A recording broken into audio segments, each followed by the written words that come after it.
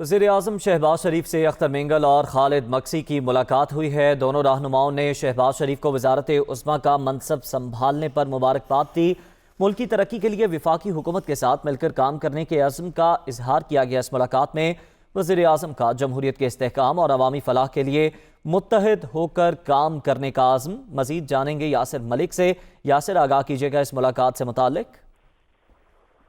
जी बिल्कुल, वज़ीर आज़म शहबाज शरीफ से बलोचिस्तान नेशनल पार्टी के सरबराह सरदार अख्तर मेंगल और बलोचिस्तान अवामी पार्टी के पार्लिमानी लीडर खालिद मक्सी ने मुलाकात की है। दोनों रहनुमाओं ने वज़ीर आज़म को वज़ारत उज़्मा का मनसब संभालने पर मुबारकबाद पेश की है और दोनों रहनुमाओं ने मुल्क की समाजी व इक़्तिसादी तरक्की के लिए वफाकी हुकूमत के साथ मिलकर काम करने के अज़्म का इजहार किया है।